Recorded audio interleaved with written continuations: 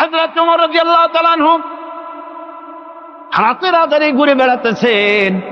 আমিরুল মুমিনিন নেতা কারে বলে দেখেন, রাতের আধারে ঘুরে বেড়াচ্ছেন, কোথায় কি হয় না হয়। মরুভূমির ভিতরে একটা তাঁবুর মধ্যে আলো জ্বলে, কাছে যে বাচ্চাদের কান্না শুনতে পেলেন, গিয়ে দেখছেন মা কি যেন রান্না করে আর বাচ্চারা কাঁদতেছে গভীর রাত্রে। আমিরুল মুমিনিন বলে, মেয়ে লোক, তুমি তো বড় নিষ্ঠুর, এত রাতে রান্না করো কেন? সকাল সকাল রাঁধতে পারো নাই কেন? সন্ধ্যার সময় খাওয়াই দিতে বাচ্চাগুলি কাঁদতো না। মহিলা বলতেছে, পথিক তুমি কি? তোমার তো আমি চিনি না। আমি এই বাচ্চাগুলি, আমরা কিন্তু মদিনার লোক নই, আমরা মদিনার বাইরের লোক, এই দেশের লোক নাই, বাইরের থেকে এসেছি। মদিনা সরকারের কাছে কিছু পাবো, সাহায্য নেওয়ার জন্য এসেছি, কিন্তু মদিনা খলিফার কাছে এখনো যেতে পারি নাই। আমরা আজকে 3-4 দিন না খাওয়া রয়েছি, ক্ষুধার জ্বালায় বাচ্চারা কান্দে।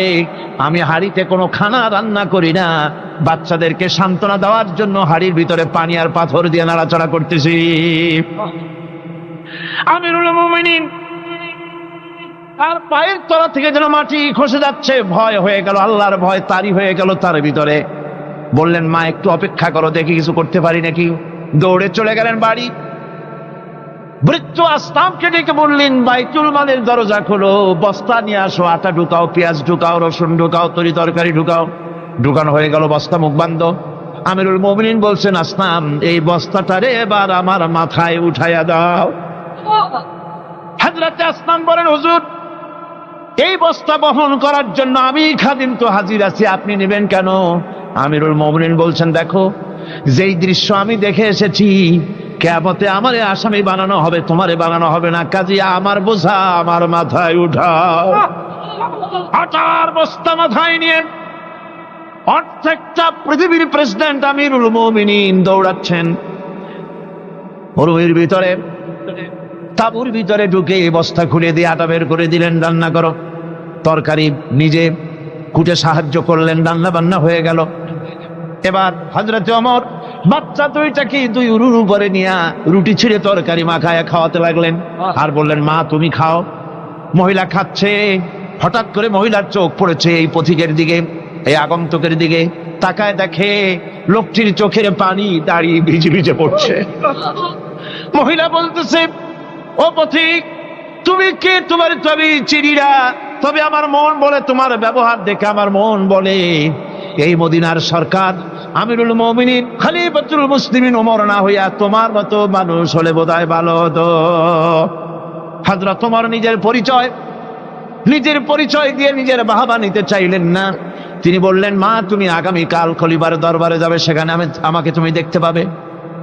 পরের দিন মহিলা কষ্ট করে যখন দরবারে চলে গেছেন, যে দেখেন কি সর্বনাশ, রাত্রিবেলায় যিনি বোঝা বহন করে নিয়েছিলেন তিনিই তো খলিফা। মহিলা কাছে গিয়ে করজোড়ে দাঁড়ায় বলেন, আমিরুল মুমিনিন, রাতে আপনি আমার জন্য কষ্ট করেছেন, আমি বিরুদ্ধভাবে আপনার কাছে মাপ চাই, আমারে মাফ করে দেন। হযরত ওমর বলেন, মাপ?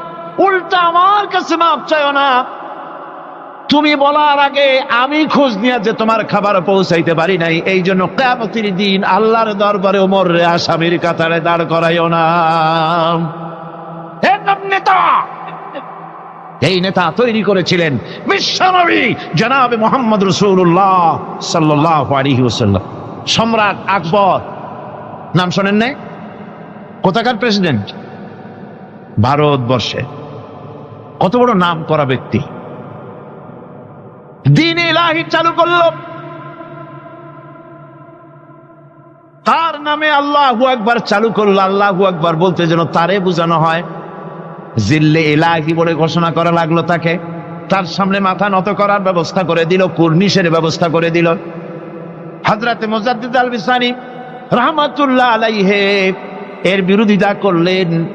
বিরোধিতা করার পরে সম্রাট জাহাঙ্গীর তার জেলের মধ্যে ঢুকাই দিল। তাকে যখন দরবারে দাওয়াত দিয়েছিল, একটা গেট বানালো যাতে করে তার মাথা নিচু করে ঢোকা লাগে। আল্লাহর মাহবুব বান্দা মুজাদ্দিদ আল বিসানি রাহমাতুল্লাহ আলাইহি তিনি মনে করলেন এখানে গেটটা নিচু করা হয়েছে যাতে করে আমি মাথা নিচু করে ঢুকি, আর এটাই সে কুর্নিশ হিসেবে ধরে নেবে। তিনি মাথা নিচু করলেন না। মর্দে মুজাহিদ বাদশার দরবারে নিজের বাম পাখানা আগে ঢুকাইয়া দিলেন। এই অপরাধে তাকে কারারুদ্ধ করা হলো। জেলখানার ভিতরে তিনি আছেন। কয়েক মাস পরে জেলার সাহেব চিঠি লিখেছেন বাদশার কাছে, যা বানা জেল তো হয় চোরের জন্য, ডাকাতের জন্য, বদমাশদের জন্য। কারে পাঠাইলেন জেলখানায়? মুজাদ্দেদ আল বিসানি নামক যে ব্যক্তিকে জেলে পাঠিয়েছেন, তিনি আসার পরেই কয় মাসে আমার জেলের মধ্যে চোর আর ডাকাত যা ছিল সব আল্লাহর ওলিতে পরিণত হয়ে গেছে। সম্রাট আকবর সেকেন্দ্রায় তার কবর রয়েছে, কেউ জিয়ারত করতে যায় না। মুজাদ্দেদ আল ফিসানি রহমাতুল্লাহ আলাইহি, হযরতে খাজা মুঈনুদ্দিন চিশতি রহমাতুল্লাহ আলাইহির দরবারে আজও হাজার হাজার মানুষ কবরের কাছে জিয়ারত করতে যায়।